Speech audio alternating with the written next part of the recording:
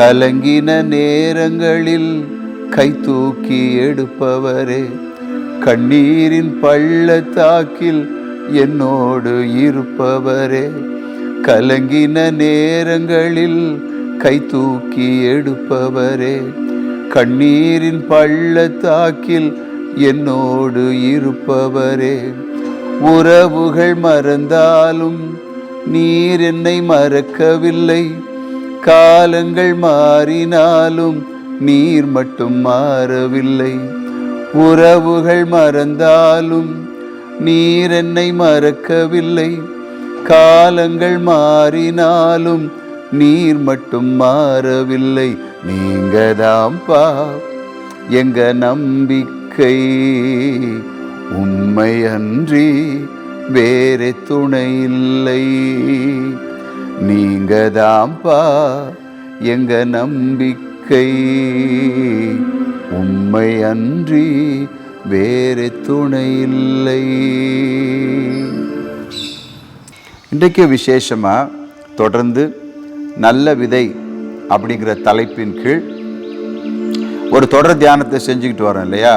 நல்ல விதை நம்முடைய ஆண்டவராகிய இயேசு கிறிஸ்துவின் வாயிலிருந்து புறப்பட்டு வந்ததான வார்த்தைகளை மையமாக வைத்து நான் உங்களோடு கூட கர்த்தருடைய வார்த்தைகளை பகிர்ந்து கொண்டு வருகிறேன். இன்றைக்கு யோவான் சுவிசேஷம் அந்த முதல் அதிகாரத்திலிருந்து ஒரு சில வசனங்களை நீங்கள் தியானித்தீங்க அப்படின்னா அதில் இருக்கக்கூடியதான அந்த உண்மையை நான் அவங்க கூட தியானிக்க போகிறேன். நீங்கள் நல்லா கவனிச்சுட்டே வாங்க. யோவான் சுவிசேஷம் முதல் அதிகாரம் 35ஆம் வசனத்திலிருந்து அந்த அதிகாரம் முடியும் வரைக்கும் நீங்கள் படிச்சிங்க அப்படின்னா யோவானுடைய சீஷர்கள் இயேசு கிறிஸ்துவுக்கு பின் செல்ல ஆரம்பிக்கிறார்கள். ரொம்ப முக்கியமான ஒரு சம்பவம் இது, சரியா? யோவான் ஸ்நானகன் ஆண்டவராக இயேசு கிறிஸ்துவுக்கு இந்த பூமியிலே வழிகளை ஆயத்தம் பண்ணுகிறவர், சரியா? அவர் தான் வழி ஆயத்தம் பண்ணுறாங்க. அவர் தான் இந்த உலகத்துக்கு சொல்கிறார், இவர் தான் மேசியா, இவர் தான் உலகத்தின் பாவத்தை சுமந்து தீர்க்க வெளிப்பட்ட தேவ ஆட்டுக்குட்டி அப்படின்னு சொல்லி. அப்போது தம்முடைய சீஷர்களோடு கூட யோவான் இருந்தபோது ஒரு நாள் இயேசு அந்த வழியாய் நடந்து போகிறதை கண்டு என்ன சொல்கிறாரு? இதோ உலகத்தின் பாவத்தை சுமந்து தீர்க்கிற தேவ ஆட்டுக்குட்டி. இப்படி சொன்ன உடனே யோவானுடைய சீஷர் 2 பேரும் கர்த்தருக்கு பின்னால் போக ஆரம்பிக்கிறாங்க. அதில் ஒருவர் பேதுருனுடைய சகோதரர் அந்திரேயா. நல்லா கவனிச்சுட்டே வாங்க. இப்போ ஆண்டவருக்கு பின்னால் அவங்க போகும்போது ஆண்டவர் அவங்கள பார்த்து பேசின 2 வார்த்தைகள் இருக்குது. ஒன்று, உங்களுக்கு என்ன வேணும் அப்படின்னு ஆண்டவர் கேட்குறாங்க. What to you want? என்ன வேண்டும்? எப்போதுமே ஆண்டவருடைய வாயிலிருந்து இந்த வார்த்தை வந்து கொண்டு தான் இருக்கிறது. நம்ம எப்போ அவரை தேடினாலும் பாருங்கள், அவர் நம்மை பார்த்து கேட்கிறார், வாட் டு யூ வாண்ட்? என் மகனே, உனக்கு என்ன வேண்டும்?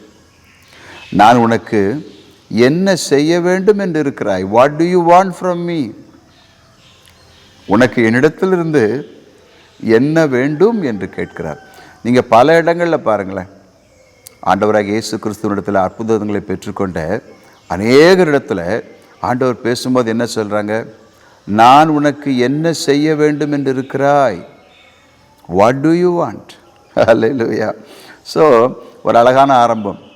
அந்த சீஷர்கள், யோவானுடைய சீஷர்கள் இயேசு கிறிஸ்துவுக்கு பின்னால் வந்தபோது கர்த்தர் அவங்கள பார்த்து கேட்குறது, வாட் டு யூ வாண்ட்? இன்றைக்கி நம்மையும் பார்த்து ஆண்டவர் கேட்குறது தான், உனக்கு என்ன வேணும்? இவங்க 2 பேரும் அவரை தேடுறாங்க, அவருக்கு பின்னாலேயே போகிறாங்க. அப்போ தான் ஆண்டவர் கேட்குறாங்க, வாட் டு யூ வாண்ட்? உங்களுக்கு என்ன வேண்டும்? ஆகையினால் தேவனை தேடுகிற இருதயம் முதலாவது நமக்கு வேணும். கவனிக்கிறீங்களா?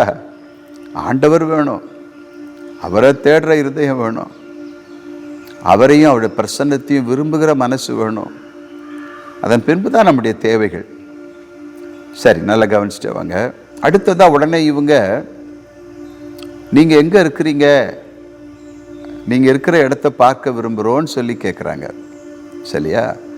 இப்போது ஆண்டவர் என்ன சொல்கிறாங்கன்னா, வந்து பாருங்கள். நீங்கள் இந்த 39ஆம் வசனத்தை படித்து பார்த்தீங்கன்னா, கம் அண்ட் see. அருமையான ஒரு வார்த்தை. யோவான் சுவிசேஷம் 1:39 நீங்கள் படிச்சீங்கன்னா, ஆண்டவர் அவங்கள வாங்க வாங்க என் பின்னால் வாங்க, வந்து பாருங்க அப்படின்னு சொல்கிறத நம்ம அங்கே வாசிக்கிறோம். நல்லா கவனிச்சுட்டு வாங்க. நிறைய அர்த்தம் இருக்குது இதற்குள்ள. வாங்க வாங்க, கம் அண்ட் see, வந்து பாருங்க அப்படின்னு அவர் இருக்கிற இடத்துக்கு அழைத்து கொண்டு செல்லுகிறதை பார்க்கிறோம். அதன் பின்பு நீங்கள் படிச்சீங்க அப்படின்னா ரொம்ப அழகாக எழுதப்பட்டிருக்கு, அவங்க அவரோடு கூட தங்கி விட்டார்கள். நேசருக்கு பின்னால் போகும்படி வந்தவர்கள், அவர் எங்கே இருக்கிறார் என்று தேடி அதை அறிய விரும்பினவர்கள், அவருக்கு பின்னால் போனபோது பைபிளில் எழுதப்பட்டிருக்கு, அவங்க அங்கேயே தங்கிட்டாங்க, அவரோடு கூட தங்கி விட்டார்கள். நல்லா கவனிச்சிட்டே வாங்க. அந்த இரவு அவர்கள் தேவனோடு கூட, இரட்சகர் இயேசுவோடு கூட வாசம் பண்ணின பின்பு அவங்க செய்கிற காரியங்களை நீங்கள் பின்னால் படித்து பார்த்தீங்கன்னா ரொம்ப அழகாக எழுதப்பட்டிருக்கோம்.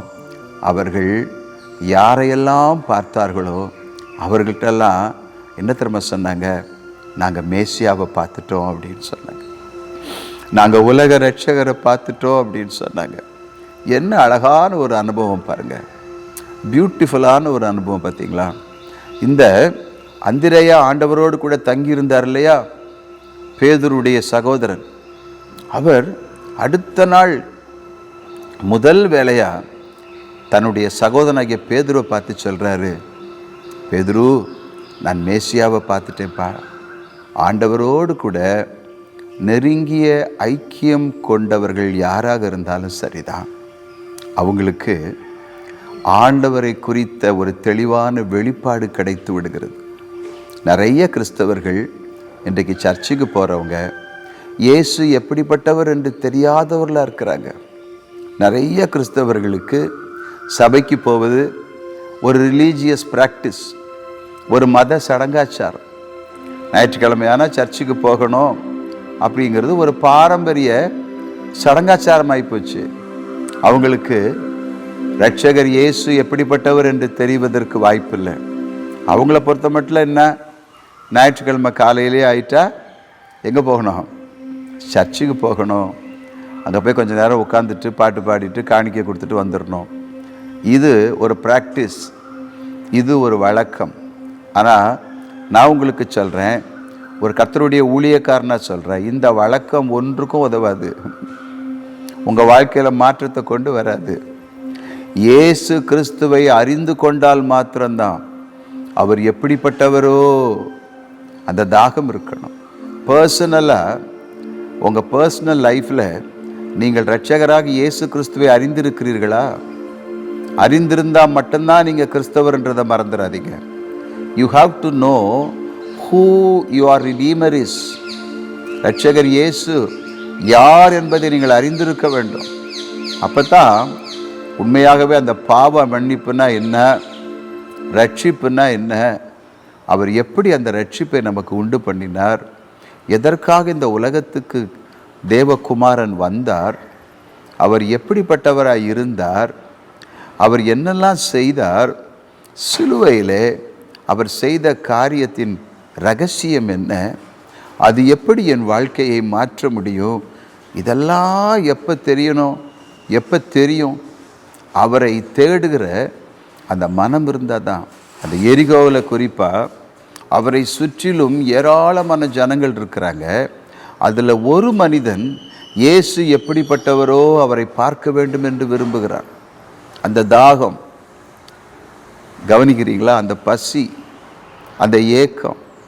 இவரை பற்றி கேள்விப்பட்டிருக்கிறோமே, இவர் எப்படிப்பட்டவரோ, அவரை பார்ப்பதற்கு அந்த மனிதன் கையாண்ட ஒரு முறை தான் மரத்தின் மேலே ஏறுவது. மரத்தின் மேலே யாரும் ஏறல, இவர் ஏறிட்டார். மேலேருந்து பார்க்கலாம், அட்லீஸ்ட் நான் ஒரு குள்ளன், இந்த குள்ளனால் எட்டி பார்க்க முடியாது.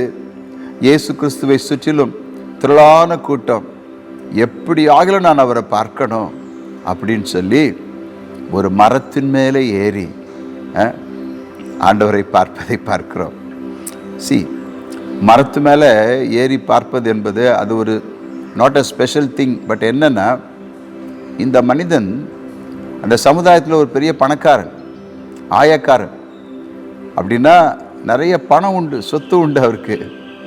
ஆனால் அந்த ஸ்டேட்டஸ் எல்லாம் பார்க்காம ஒரு மரத்தின் மேலே ஒரு சிறு பிள்ளையை போல ஏறி இயேசு எப்படிப்பட்டவரோன்னு பார்த்தார். பார்த்தீங்களா? அவரை தான் ஆண்டவருடைய கண்கள் பார்த்தது.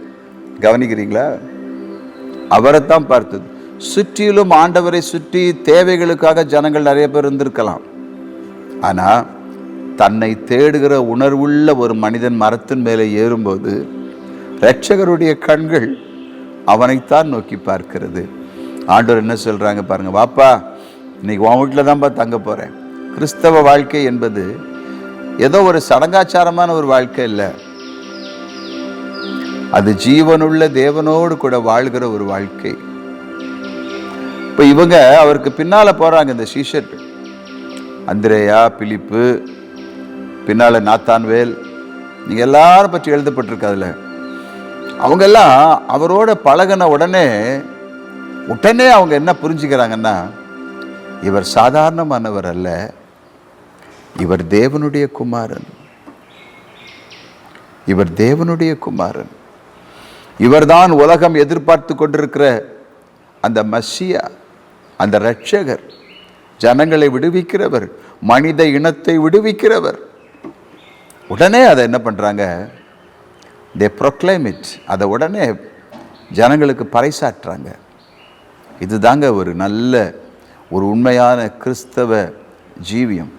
ஒரு நல்ல தேவனுடைய பிள்ளையனுடைய வாழ்க்கையில் காணப்பட வேண்டிய ஒரு விசேஷமான அனுபவம் எதுனா இதுதான். இந்த அனுபவம் தான். அவரை ருசிப்பது, அவரை அறிந்து கொள்வது, அறிந்து கொண்ட பின்பு அவரை இந்த உலகத்துக்கு வெளிப்படுத்துவது. கவனிக்கிறீங்களா?